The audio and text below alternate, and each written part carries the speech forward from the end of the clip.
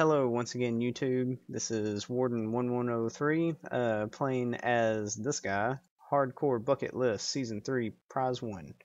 And of course, aptly named Prize 1, he is an athlete. I've just started this character, and we are going to play for another hour. So, let's get to it, shall we?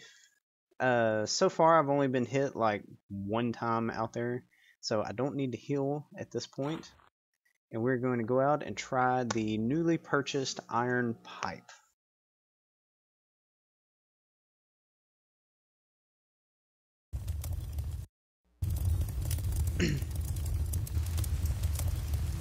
Okay, let's do this.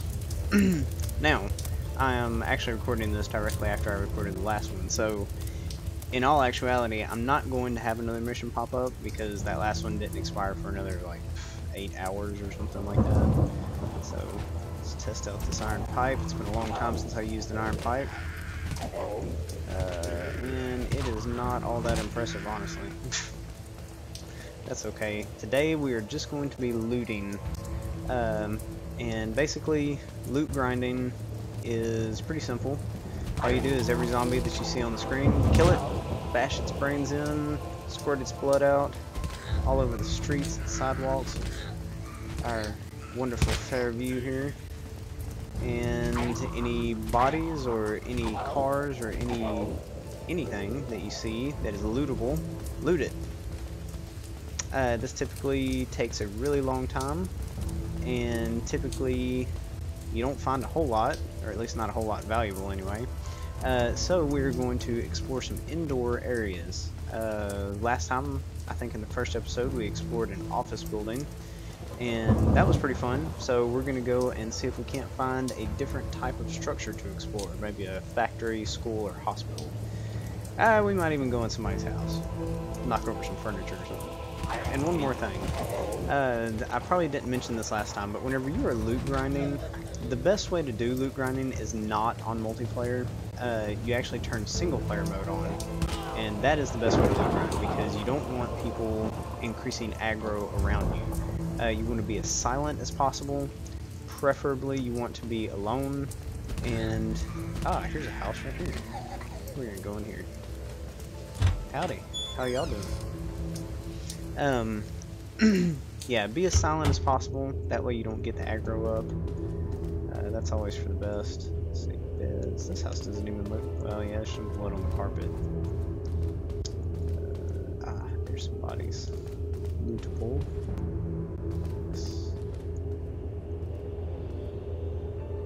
I see dead people. Yeah.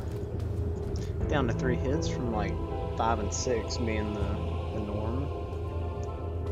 Not too shabby, I guess. Let's see. Ooh, in the bed, too. Come on, you can do it. Oh. You can do it.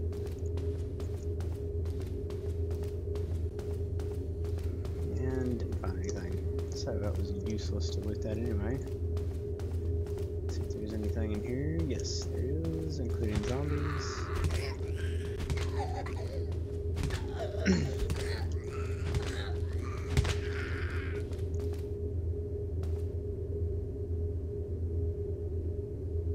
I think, personally, that admin did a very good job on interiors. Just my own personal opinion there.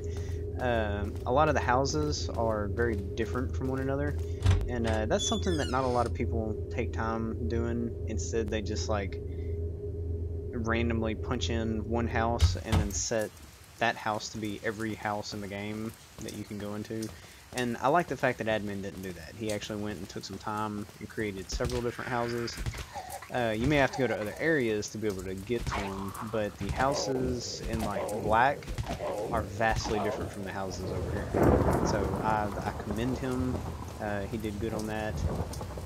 And also there's some schools and various other areas like that that are also drastically different. So he did good.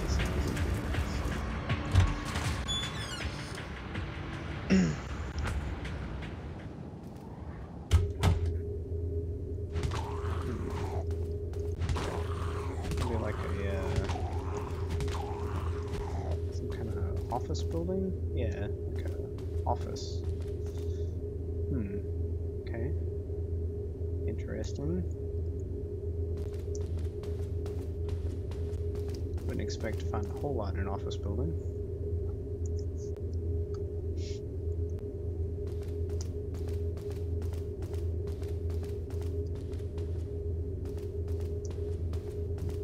Toilets. Sitting on the toilet.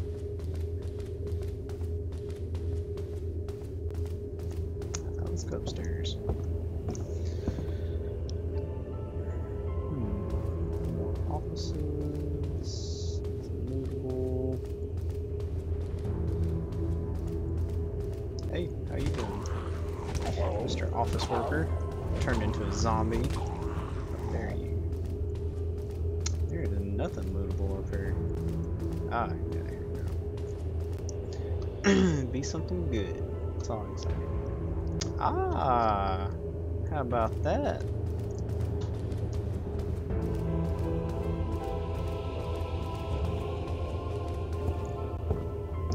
Well, a 57.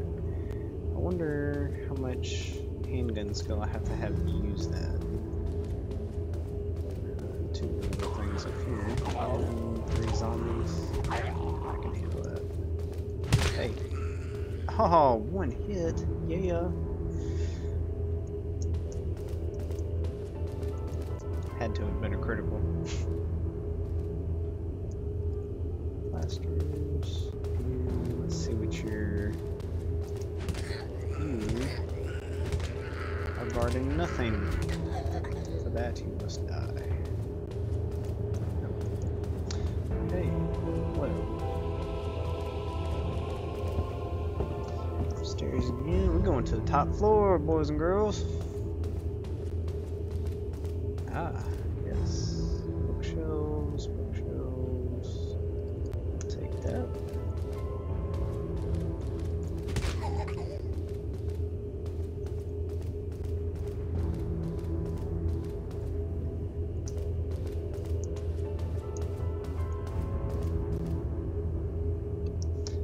That's nice. Wooden planks. Is this like a... There's a mirror on the wall. Okay. Sure.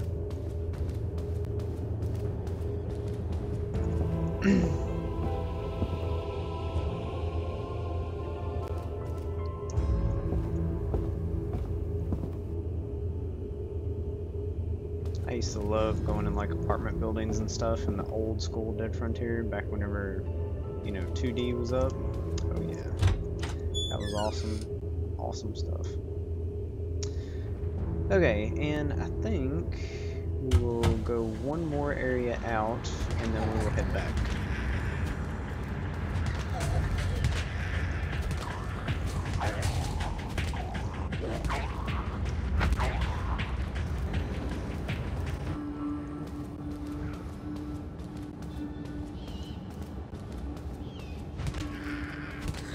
Now, I'm also going to have to be a little bit more conscientious of my nourishment level because I'm used to playing with a farmer, and a farmer gets various vegetables and meats and stuff every day, so or at least my level of a farmer does.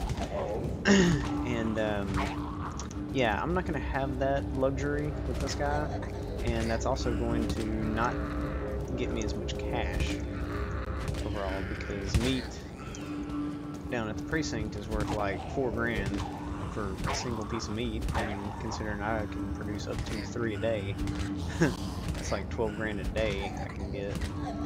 So that's why I have so much money with him, is because like food costs me nothing. And I'm not sure if anybody's aware of this, but you never ever cook food. Sorry, chefs. And I mean, I know that if you get really low on nourishment and you like can't find any food whatsoever, then yeah, maybe some cooked food is good to have on hand just in case. But as a rule of thumb, you cook food and it increases your nourishment level way more than what you need it to. So, like, say your nourishment only went down to yellow, instead of being green. Well, in yellow, you don't need a piece of cooked food. You just need enough food to bring it back up to green in order to get the 125% experience. So I never cook food, honestly. I think I used to, because I didn't get that concept that you don't need to overdo it with the nourishment. But a good 15% food item is well worth it, just not cooked at all. So 15%, or even like a 3% item. I think they have 3% also, right? Anyway, even those items will, if you find that you just drop down to yellow, a 3% item will put you up in the green long enough probably to get you some good loot.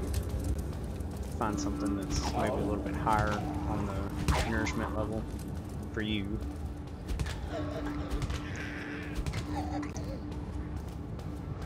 But that's why I always bring 3 food items with me, and they have to be the higher the better. Yeah,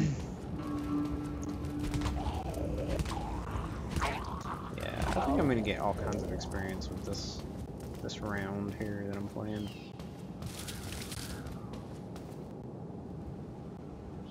And another thing that I probably need to do whenever I think about it is I probably need to turn multiplayer off for the time being. It's good to use multiplayer on some missions. If you have missions where you have to like get blood samples and find it missions and stuff like that, having it on multiplayer can really distract the zombies for you, so that way you can get your finding stuff done.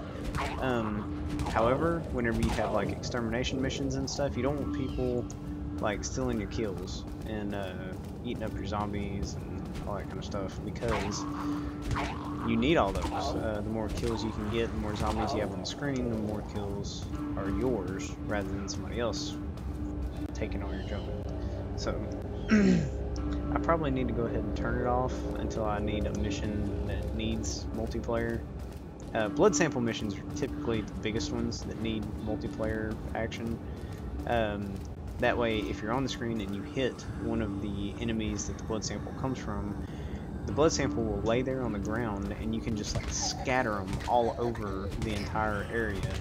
And that way you can like lead a huge horde or something like that back down to the other end of the area, and then you can run back to wherever your blood samples were dropped, and you can just pick them up one by one. That's how I do those, anyway. I mean, that may not be how other people do them. But it works, so that's how I do it. Okay, congratulations. Your character has leveled... Oh, only one time. Well, how about that? Still go with our typical one. So far, no armor needed. All the potato chips sold, so we will clear all this out.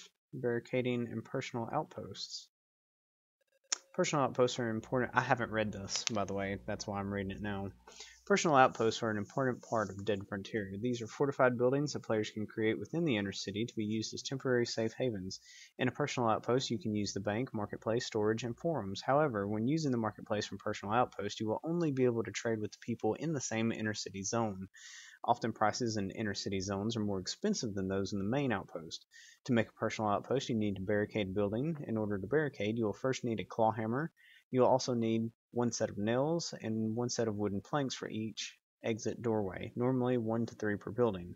Once you have the required materials, simply walk next to the door or window and hold the B key.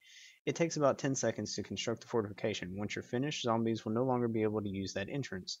Once you have barricaded every doorway and large windows on the first floor, you should check the building for zombies. Once all the zombies have been exterminated, you will be told the building is safe and given the option to enter outpost mode. When inside of a personal outpost, you will sometimes come under attack. When this happens, you will be sent to the main game, where you will need to kill the attacking zombies and rebuild any barricades which have been broken. Interesting. So he has already initiated barricading. I did not know that, actually. It's been that long since I've played this. Okay, so we all learned something new today. Yippee. Okay, so let's get to selling. Let us bring up the calculator. And we got that extra beta Tomcat. Which will sell for like $2. No, more than that. 49 divided by 1.1 is $44. So we will sell the beta Tomcat for $44. And another thing I want to mention is that I don't really care if I could make more money selling it at the yard as scrap, because I want to help out, the fellow players and stuff. Steri strips are 18, plasters are 13, so we will keep steri strips. This gun uses 32 ammo, which is that. So I might hang on to that. I do not have 10 pistol skill though. So I wonder if it's going to be worth it going to rifles rather than keeping my pistol skill. I could use revolvers. I could do that. They do basically the same thing as rifles with a bit more knockback from what I understand. I'm definitely going to need to increase my reloading a little bit more if I keep handguns rather than rifles though. But, I think that's going to be okay. I think I can do that. So once I get my other melee maxed out, I'll probably go ahead and start working on pistol skills. Yeah, and then I'll use my submachine gun after that. Or machine gun just in general. Yeah, I think that's what I'll do. Okay, so we will keep the steri strips at the top. And our whole thing here is full of health paraphernalia. Love it. But I need to keep that. Well, no, I can keep the pistol in my inventory. Yeah. Well, folks, we are well on our way here. Oh, no, I can't. Okay, well, I don't want it taking up space here. Then, so let's go. Do I want to sell it? Hang on, let me see what the next best handgun is. Let's make this a little bit bigger. Let's see, inventory, weapons, pistols, and let's see, Williams PPK. 57 is actually better than two others. So that's not a bad find, actually. Does 3 versus the Tomcats. Oh, damage per hit is 3. Damage per hit is 3. Oh, yeah, it's a piece of crap. 2 hits per second. 2 hits per second. 12.71. 12.71. What? 5.7. Okay, so this is not the number of rounds that it can carry is the only difference between that and the Beta Tomcat. So that is, it's looking like a piece of crap. Yeah, I'm gonna wait till I can get something much better. So I'm going to sell that 57 because it is not worth upgrading just for the amount of ammo in the gun.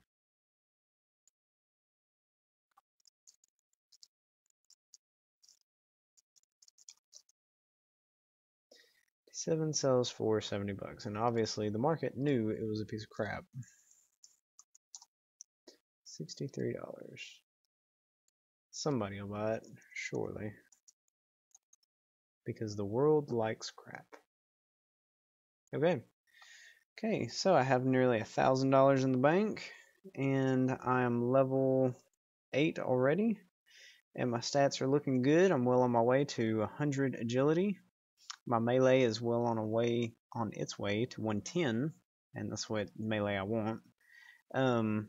The next item I will be working on after endurance or after agility is probably critical hit, because you want your critical hit to be maxed out so that way your melee weapons, all the melee weapons that you find, will have the most chance of killing a zombie in the first hit.